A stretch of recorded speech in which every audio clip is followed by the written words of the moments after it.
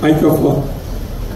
Opo, may panawagan lang po yung mga taga-bayan po ng Cuenca. Nag-text po kasi sa akin. Uy, sikat sa panadero ang Cuenca. Yes, actually po, sinusulong po ng isang councilor po dyan sa bayan po ng Cuenca na ideklara po na home of the bakers ang bayan po ng Cuenca sa Batangas.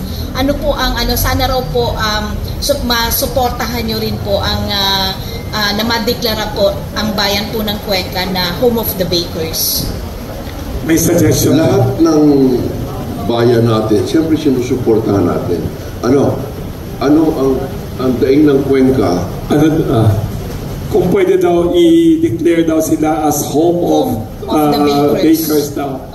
Mga panadero Pilipino. I-promote daw sila. Sa totoo lang, sabi ko nga sa inyo, ang mga taga-Batangas,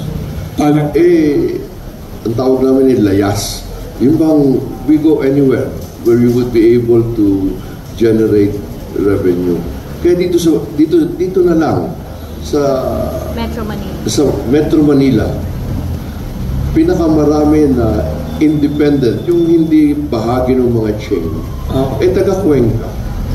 Diyan ang gagana yung mga bakeries dito. Yes. Siguro, pati yung binilhan mo nito, taga-Cuenca siguro may-ari nito. Taga-Laguna daw ito. Taga-Laguna ito. Pero karamihan, nung narinig ko puro Cuenca daw. Kaya yung Cuenca talaga, kung meron tayong one product, one town, iyan talaga ang Cuenca. At deklarado. Sa totoo lang, ang Cuenca, meron ding kapares nito na Tinapayan. Tinapayan dito sa Metro Manila. Meron din sila every Sunday.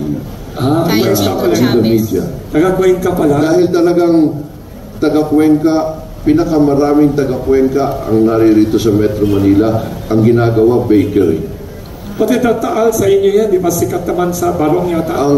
Barong ba yan? Taal ba yan? Barong Tagalog. Ang Alitagtag nung una. Yung sorbitero, wala na lang ngayon. Maraming sorbitero dito, kontrolado ang sorbitero ng mga taga. Saan ang taga-sorbitero? Alitagtag. Sorbitero?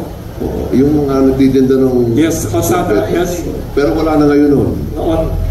Yung Taal, Barong. Ang Taal, Barong in mga heroes. Yes.